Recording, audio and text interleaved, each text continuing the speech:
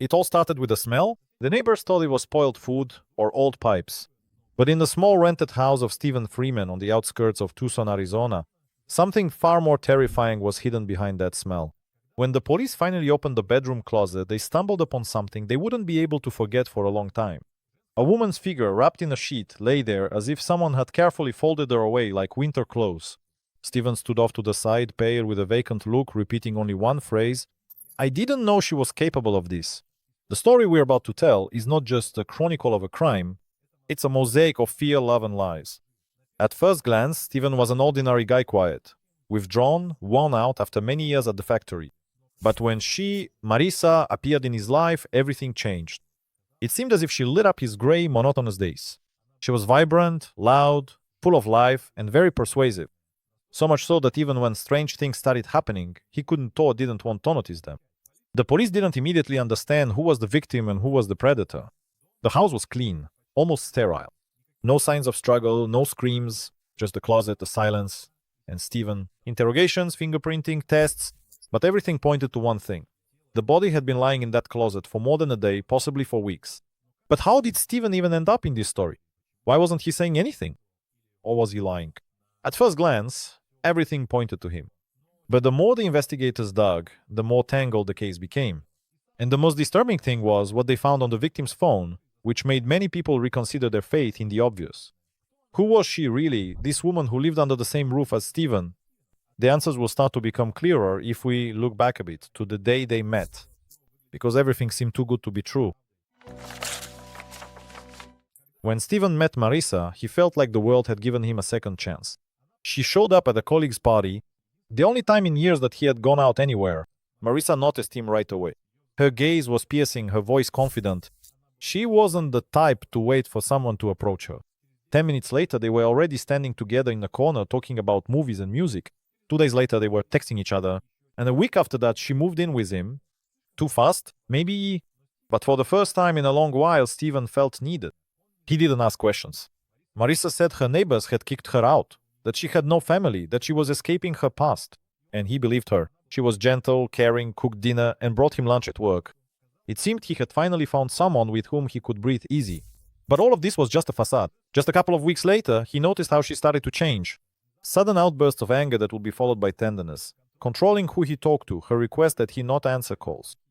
And one day, she snatched the phone out of his hands when she saw a text from an old friend. Marisa cried, begged for forgiveness, saying she was just afraid of losing him, and he forgave her again. These swings between tenderness and fear became an everyday reality.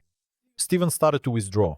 He called his mother less, stopped going outside, and Marisa, it seemed, only wrapped him tighter in her care. But was this really love? Gradually, she became the center of his life, and then its only element. But if only he had known that all of this was just a mask, hiding something far more frightening. Marisa didn't like to talk about her past. She skillfully steered the conversation away, laughed, and said it didn't matter. But sometimes at night, when she thought Steven was asleep, she would talk to herself. He heard her muttering something, as if arguing with an invisible interlocutor. Then she would get up and pace around the room. Steven didn't know what to do. Should he ask her? Or should he pretend that nothing was happening? And then strange things started happening. His old photos disappeared, his laptop began acting weird, files vanished, and someone was sending messages from his account that he hadn't written.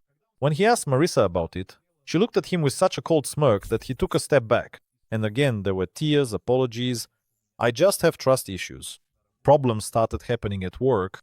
Sometimes he was given the wrong tool, sometimes his hours were miscalculated. Eventually, he was fired, and at home, Marisa was waiting for him with open arms and said, "Now you're finally home where you belong." Steven began to think he was losing his mind.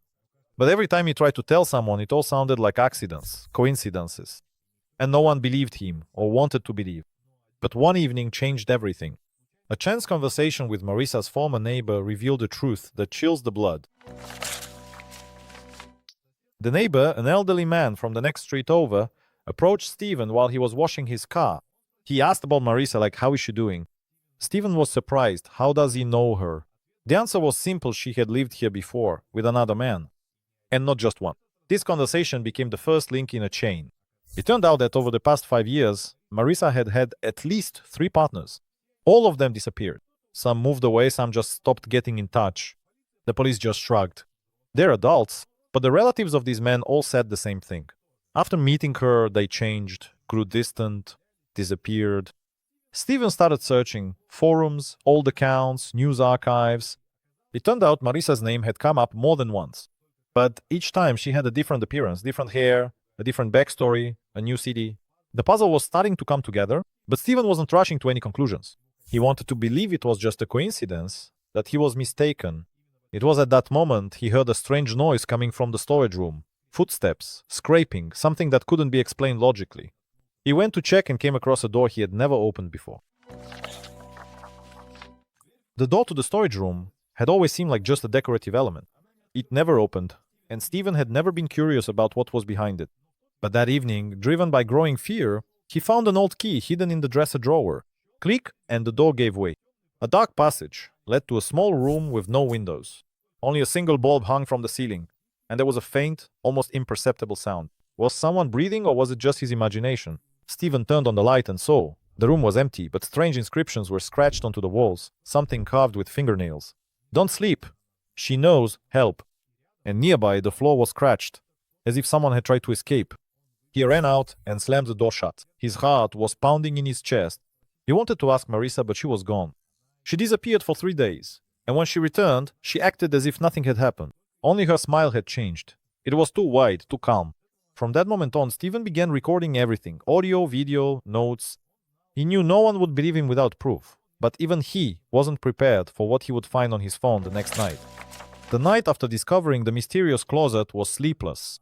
Steven scrolled through his notes, listened to his own recordings, trying to convince himself that everything happening was real, but in the morning, he found a file on his phone that definitely hadn't been there before. An audio recording, and on it a man's voice, quiet, whispering, pleading. "Let me out! I promise to keep quiet, I want to go home." The voice wasn't his. Those weren't his intonations, not the way he sounded in his sleep. It was someone else, and he was in their house. Steven started paying attention to the sounds in the house, began to notice how one of the pantry drawers was locked from the inside, how there were things in the bathroom that he hadn't bought, a razor, men's deodorant. And the strangest thing was, one day, he found a mug in the kitchen with a coffee-stained lip print on it. But he didn't drink coffee, and Marissa always used a glass cup. When asked directly, she just smiled. "Are you feeling unwell?" she asked, leaning in closer. "Maybe you should see a doctor?"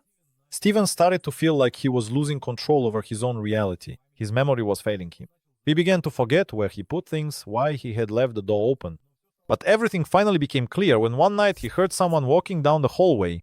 He peeked out and saw a shadow, a tall figure, the silhouette of a man passing by the bedroom, followed by Marissa's whisper, "Shh, he's sleeping." That's when Steven realized he was no longer alone, and perhaps he never had been. If it had only been about fear, that would have been just half the trouble. But Marissa knew how to control. She didn't yell, she didn't lock him in the room. Her weapon was words, or more precisely, the doubts she planted in Steven's mind like a gardener. He began to fear his own thoughts. Every time he tried to figure something out, she would turn it all against him. "You're too suspicious. You're the one getting things mixed up. You don't trust her? Then you have a problem." And every time it sounded logical. Steven would start apologizing, feeling guilty. Gradually, he began to doubt himself. Marissa limited his social interactions. At first, it was just toxic friends. Then his mother, who supposedly treated her badly. Steven deleted his social media accounts, changed his phone number, and stopped leaving the house. "Why do you need the rest of the world when you have me?" she would say, hugging him. And he believed her. She imposed a schedule on him, controlled his diet, and even chose his clothes. At first, it seemed like care, then it became routine, and then he realized he was simply following a script she had written for him. He became a character in her story, with no lines and no way out. One day, he tried to escape. He just got in the car and drove off. But after 30 minutes, he received a message. "You won't find a way out. I've already been there." He turned back. Her control was absolute, and Steven understood less and less how he could get out of it. But soon one event would give him both a chance and a fright at the same time. After all, nothing rips off masks as quickly as a sudden discovery. She always forbade him from going down to the basement, saying it was damp, dangerous, and there might be mold. He hadn't even tried until the lights started flickering and a strange smell appeared on the stairs. It wasn't a stench like before, but the smell of iron or rust, something acrid. He went down to the basement. It looked ordinary. Boxes, old shelves, a lamp hanging from a wire. But behind one of the walls, covered with plywood, Steven noticed a draft, as if there was air coming from the other side. He pried off the panel and found a concealed door, small, no higher than his shoulders, secured with a padlock. The lock wasn't complicated. A day later, he came back with tools and broke it open. What he saw knocked the ground out from under him. It was a small room with a mattress on the floor, a camera on the ceiling, a mirror, empty bottles, and a diary. The diary was filled with tiny handwriting, words like, "Am I good? She promised to let me go. I don't argue anymore." And signatures, "Andy." Steven didn't know any Andy, but someone had lived in that basement, or had been kept there, or was hiding. He closed the door, sat down on the floor, and just stared into the void. He couldn't go on living with this anymore. But who could he turn to? And who would believe that in this house, behind the perfect facade, a real cage was hidden? There was only one hope left to escape. But doing that when you're being watched, even through walls, is much harder than it seems. Escape isn't always a matter of a door. Sometimes it's a matter of will. And Steven had almost none left. After what he found in the basement, he started making a plan. But with every step he took, it was as if Marisa could predict it. One day, when he simply dialed the number of an old friend, her voice called out from the kitchen. "What are you planning to tell, Steven?" He hung up. He began to feel constant pressure, an inability to make a choice. It was as if every action had already been calculated in advance. He felt like a fly in a web. Every time he struggled, the threads only wrapped around him tighter. Marisa, on the other hand, behaved more and more tenderly. She told him that she loved him, that everything she did was for them. She cooked, cleaned, arranged romantic evenings. And all of it with that same expression on her face, which to Steven seemed doll-like, fake. Psychologists call this heel paralysis, when a person becomes so accustomed to the role of victim that they lose the will to act. And that's exactly what started happening to Steven. He no longer tried to escape. He even stopped thinking that it was possible to live any other way. But one day, everything was changed by a simple object. It appeared suddenly, as if someone had deliberately left it there. It was a note. A short message, written in red lipstick on the mirror. And from that moment, everything took a different course. The note was simple. "You're next." Steven stood in the bathroom, and it was as if the world had stopped. He stared at those two words and couldn't breathe. It wasn't anger. It was a coldness that slowly crept down his spine. He didn't know whose lipstick it was. He hadn't heard anyone come in. Marisa was sleeping in the other room, or at least pretending to. He tried to wipe off the note, but his hand was shaking so badly that he just sat down on the floor. From that moment on, fear replaced everything. Even her smile started to give him a spasm. He stopped eating, didn't sleep. He was waiting for something inevitable. Marisa, noticing this, became even more caring. "Are you feeling sick?" she would ask, stroking his hair. "You're my boy. I won't let anyone have you." There was no love in her voice, only possessiveness. Steven realized he didn't have much time left. And then he did the only thing he could have: sent a letter, a paper one, to his old friend.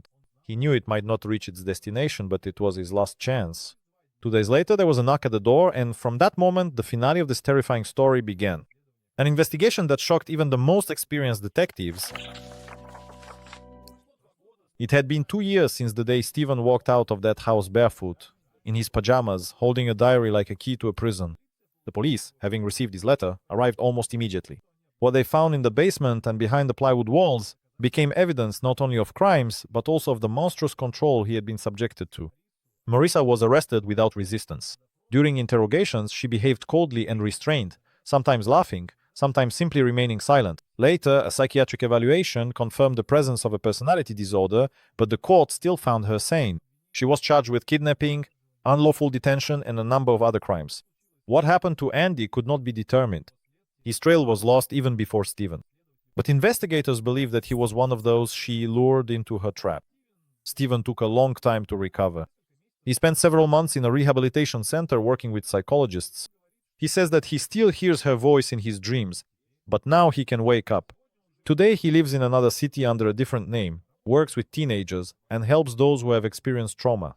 One day he told journalists, "I want people to understand psychopaths don't always wear the masks of monsters. Sometimes they bring you tea when you have a cold, and that is exactly where their power lies." His story became the basis for several books and podcasts, but Steven himself stays away from the public eye. He's not a hero, he's a survivor. And that is the hardest role of all. In a world where we often look for monsters in the dark, the real danger might be sitting across from us at dinner. And sometimes what we call love is simply fear we've grown used to.